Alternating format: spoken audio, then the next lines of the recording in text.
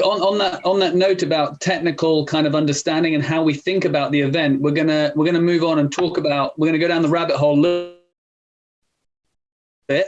Herbert's gonna kind of guide us a little bit through some of his thoughts on how he thinks about pole vault and the technical model, and how he analyzes it, how he breaks it down. All that sort of stuff, and he's going to lead for a few minutes on that, and then we will. We haven't got time for Jeff and Peter to do the same, but maybe they can contribute and kind of add their thoughts to Herbert's kind of ideas that he's going to present. So, Herbert, I'm going to pass over to you for just a few minutes to talk us through how you think about pole vault coaching and pole vault technique. Yeah, sometimes when I'm looking in the internet and looking into YouTube, for instance, seeing the commentary of athletes on a good jump of Mondo or somebody else, one could think pole vault is a matter of opinion. So I think this and you think that, but I think we are in a universe where the laws of physics are really important, and you can't try to improve the pole vault without knowing anything about the laws of physics. And so I try to give just a little peek into that. Pole vault, very basic, In the pole vault, to achieve height, you need some energy. We talk about kinetic energy in the approach, and also during the working on the pole, we can produce kinetic energy. And if we do a good job, that kinetic energy we will use mainly to reach a certain kind of potential energy or gravitational energy at the bar clearance. This looks a bit complicated, but in fact, it's quite easy and maybe very oversimplified, because we can take the formula for the kinetic energy and the potential energy and just try to make this kind of calculation. What produces kinetic energy and what is the production of the sources of production of potential energy. This is this formula here. It's the half of the approach velocity to the square multiplied by the mass is the same as the mass multiplied with the gravitational constant and the height. So you can calculate the potential energy. If you set that together, we can get this very simple form of the same formula. So the height we can calculate if we know the approach speed. We take it to the square and divide it by 2 times the gravitational constant. So let's make it simple and take some practical example, maybe from the girls. Which height can you expect with a final approach speed of 8 meters per second if you fully transform the kinetic energy into potential energy? That means into height. And if you do the calculation, you'll find out, I put in the numbers here, that the possible lift of the center of mass will be about 3 meters 26. If you add approximately 1 meter, maybe a little more, for the height of the center of mass at the takeoff, at the instant of the takeoff, you get a possible bar height of 4 meters 26. And this is quite often what we can measure. Girls that are having approach speed of 8 meters per second, they can reach a height of 4 meters, maybe 20, 30, if they're technically good, maybe even a little bit more.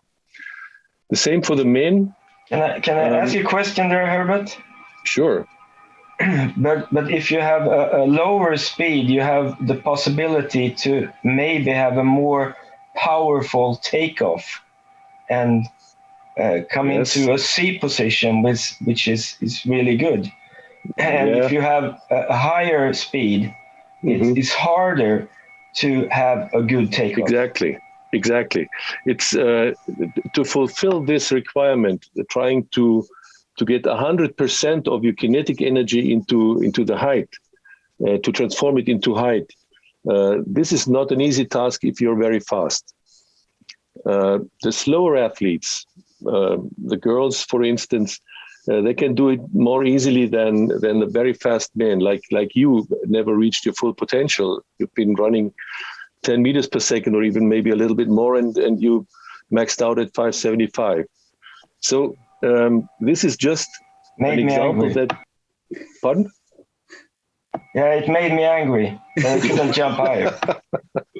Maybe you would have needed better coaches, but the input would have been there. But it is, we know that from the measurements we did, especially in Germany, it is getting harder. The faster you are, the harder it gets to really produce the same energy output, because you lose more energy during the vault when you're very fast.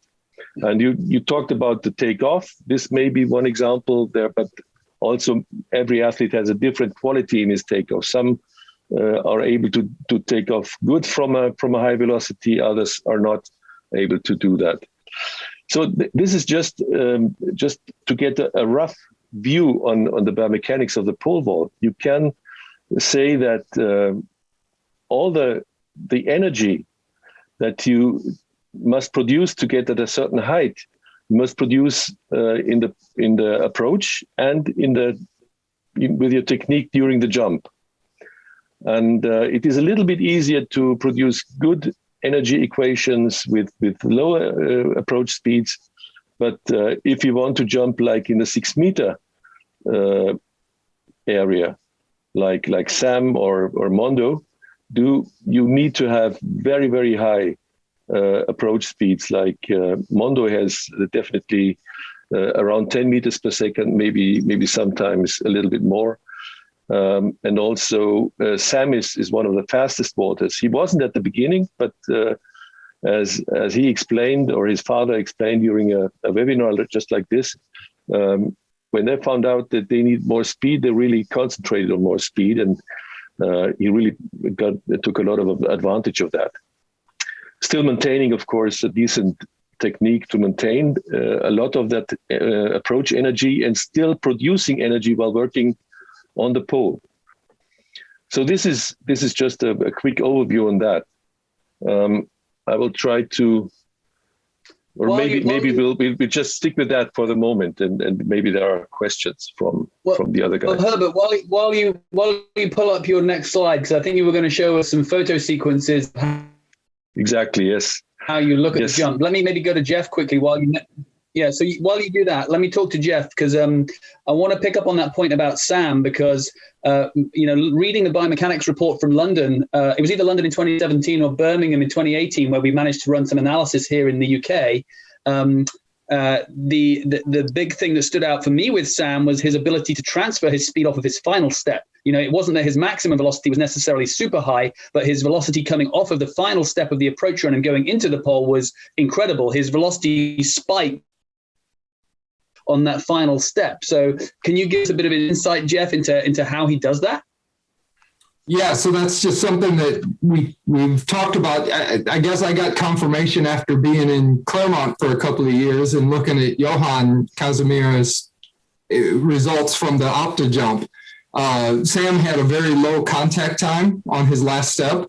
And as a result, I think there is a higher level of efficiency across the takeoff, primarily because he's generally on for his takeoff, even though he's just outside of 4 meters on most days. But because of his grip height between 485 and 490 a lot, it's a very efficient takeoff. So one of the things that I learned a lot early in my career, I got from our biomechanist, Pete McGinnis, and he showed a formula very similar to what Herbert just showed, and said, okay, if you account for the velocity of an object moving at a given rate of speed combined with their center of mass, approximately a meter high, as Herbert just said, the potential is 436. But wait a minute, the girls jump a lot higher than 436. And so where does that extra energy come from? And what Peter McGinnis said was that's the mechanical advantage of a pole and the energy that a pole can contribute to the system. But it only accounts for a very, very small percentage of the overall height that an athlete can achieve. A high center of mass and a high effectively angle of takeoff and good velocity across the takeoff are really the driving factors. And those are the things that Sam worked on. Those are the things that I worked on. And because when I jumped 580 the first time, Peter McGinnis said, I've got good news and bad news. He said, the good news is your jump's really efficient for the amount of speed you bring down the runway. As a matter of fact, you're the slowest person I've ever seen jump 580. However, the bad news is if you don't get any faster, you're probably not going to jump much higher. And when I jumped 602 at the Goodwill Games in 1998, I was running about 9.84 meters per second. So I had improved my meters per second about half a meter per second. And I attribute that to the fact that I really shifted the way I trained. Conversely, what we noticed was that as I became more efficient and more powerful on the runway, my technique actually improved as well. And I think that's because of the transfer of energy made it more practical for me to do things. It'd be like giving Usain Bolt a pole vault pole. Certainly he could run really fast with the pole, but the loss of energy in the transition from the plant to the takeoff would result in him not jumping very high, no matter how high he could hold or how fast he was running, because there would be no efficiency in the transfer of the energy. And that's where I think that we've done a good job of maximizing that. And that's where Sam is so good, is that not only is he now one of the faster vaulters, but he does a very, very good job of conversion of energy and as a result, a lot less energy loss due to some of the technical things that we see with some of the other guys. For sure.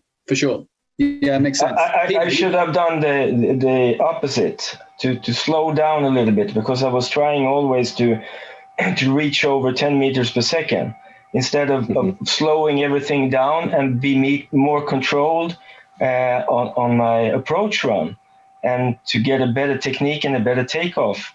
And that, I think, would have been the results that I would have jumped higher.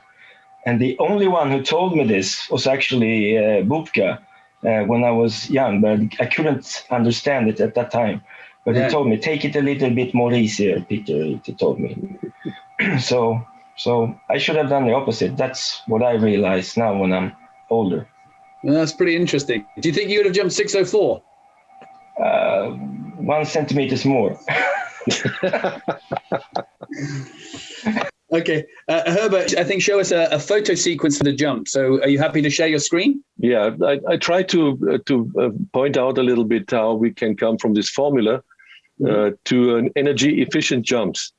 And one thing that I have to mention here is, because it really was a big inspiration for me, was an internet article of Roman Bocharnikov. He was a Russian athlete from Sochi in the south of Russia. And he came to the United States, trained with Lawrence Johnson and others. And he wrote an article, maybe 1996 or around that time, which he called the continuous chain model of the pole vault. And he said the pole vault should be a continuous chain of energy delivering actions of the athlete. This was, at that time, it was completely new for me, because we've been talking about positions, like, L position and C position and everything. And this turned the picture around a little bit, because the athlete has to be very active throughout the jump to produce energy the whole time, because it is inevitable that he's also losing energy at the same time, because the human body is not made for the pole vault. We have to adapt it to withstand all the forces that apply there. So we have to learn how to act on the pole, with the pole and on the pole, to produce as much energy as possible. And this was quite an interesting article for me. It inspired me until today. When I'm working with a new pole vaulter, I try to find out where he's losing energy and where he's producing energy during his jump, just from visual, from my visual impression. But I'll try to show a picture sequence, so we can see two pole vaults in picture sequence. Is it visible for you? Yes, perfect. Yeah. So the first one is a pole vault of Angelica Moser at around 460, I think 457 probably. And the second one is 611 jump from Sergei Bubka. And what strikes me very much when I did these comparisons, I wrote me a little software to help me understand better where the differences are between the athletes. And so I tried to find out where are the differences. And we can find differences, but it's not that easy, because if we look at the first 6 pictures of this picture sequence, we can see it's all very similar. Angelica is holding the pole a little bit higher angle than Sergei does. At the same moment in the 5th to last ground contact, then she's moving the pole forward upward, coming into a pole position parallel to the ground in the penultimate valve, while Sergei is already lowering the pole a little bit. So we move on to the next 6 pictures. Now we can see here that this is actually the takeoff, which takes the athletes from the penultimate through the takeoff into the beginning of the C position. And when we go on for another picture, we can see here that here something is breaking down in Angelica's movement pattern. She's lowering the right leg, and I know that she does not do that for purpose, but because she's too weak in the trunk. It's still a problem until today. It was a little bit better last weekend in Torun, but it's a long-standing problem. While Sergei is going through a perfect C position here with a vertical line between the left arm, the shoulder, and the hips, and then he's swinging the left leg. Of course, the first energy delivering action was a takeoff. I must to come back to the original question of what we want to talk about. So the energy delivering action was the takeoff, and there's a little break with Angelica between the end of the takeoff, the C position, and the beginning of the swing, while Sergei has a very tight chain of movements throughout the jump, and he's going with a swing into the L position, like here at around the image 17, maybe still 18. And then the swing, as we can say, is an energy delivering action, because we can do it actively with the left leg, with the takeoff leg, swinging from way back, forward, upward, while the shoulders are being thrown back. And so the body can rotate around the shoulder girdle. And Sergei does show that almost perfectly here, going through the L position here, and extension, doing the extension into the I position. We can see the same position at the same timing point. It's the same timing, just 1.12 seconds after the touchdown to the takeoff. Angelica is reaching this position and Sergei is reaching this position. Very similar. Here, much more perfect, of course. His turn has already begun. And so if we go on to the next step, Sergei is moving very good along the pole, going up vertically, while Angelica is already falling off the pole a little bit, still reaching a pretty good bar clearance position when she's leaving the pole. Here, between these 2 pictures, Sergei is leaving the pole a lot earlier, of course, and he's flying already here. And this is an amazing jump, as you can see, with 611 and a peak height of probably 630 or even more for his center of mass through this moment. And here the last images are just the bar clearance itself and then the preparation for the landing in the pit. So for me, it is absolutely clear that the preparation to the pole plant and takeoff is a very important phase of the jump, where you may not really generate energy already. But if you want to generate energy very good in this part, in the takeoff, from the penultimate through the takeoff until you left the ground, you must have a very good position here in a balance with the pole, and you must be able to move the pole forward, upward through the whole takeoff, or it's not going to be as efficient as it should be. And then there is the swing up to the L position, which is driven by the takeoff leg swung actively forward upward and the shoulder moving back and downwards, so the hips and the legs can get up easily. And then the third most important active action to deliver energy into the jump is this extension action, because also in that extension of the hips and the legs, from that L position, you can produce additional energy that will help you in the end of the jump and might contribute considerably to the success of the jump. The push very rarely really contributes to a higher result or to more energy in the jump, because in a good jump, the athletes are already moving upwards quite fast, and the arms are very often too slow. In this jump, Sergei really was very efficient, and he really hit himself with the right arm to push off here, and he flew as high as we can see. But in many more jumps, he was not really pushing off the pole at all. He was just using the speed that he had generated until that point. So maybe that far for this little demonstration that there are great similarities in the rhythm of the jump and the rhythm of the energy delivering actions of the athletes that we can concentrate on while coaching the athletes. Awesome, Herbert. Thank you really so much for that whistle stop tour through this.